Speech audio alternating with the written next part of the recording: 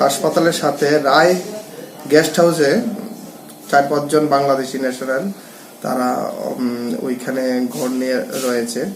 সাথে সাথে আমার অফিসার যায় এবং গিয়ে সেরে ওই 4-5 জন বাংলাদেশিকে পায়, তাদের সাথে কথা বলে এবং তাদের কথার ভিতরে অনেক অসংলগ্নতা দেখা দেয় এবং তারা তাদের আইডেন্টি ঠিকঠাকভাবে বলতে পারে না এবং বিভিন্ন কন্ট্রাডিক্টরি স্টেটমেন্ট দিয়েছে। পরবর্তী সময়ে আমরা তাদেরকে থানায় নিয়ে এসে এবং থানায় নিয়ে ফার্দার ইন্টারোগেশন করি এবং ফার্দার ইন্টারোগেশন করে জানতে পারি তারা কিছুদিন পূর্বে দিল্লিতে গিয়েছিল কোনো একটা জায়গা দিয়ে ইলিগেল ভাবে ইন্ডিয়াতে এন্টার করে, তারপরে তারা দিল্লিতে গিয়েছিল। ওই দিল্লি থেকে তারা আজকে আবার পুনরায় বাংলাদেশে যাওয়ার উদ্দেশ্যে আজকে খোয়াই এসেছে।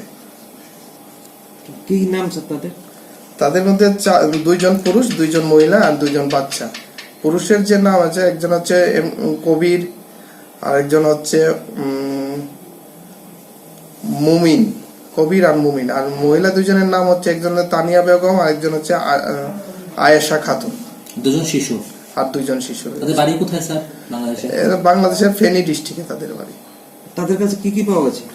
তাদের কাছে কিছু আই কার্ড পাওয়া গেছে, এগুলি তারা স্বীকার করেছে এইগুলি তারা ইলিগেল ভাবে তারা ফোরজারি করে এগুলি বানিয়েছে।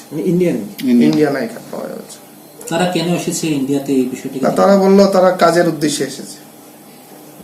So please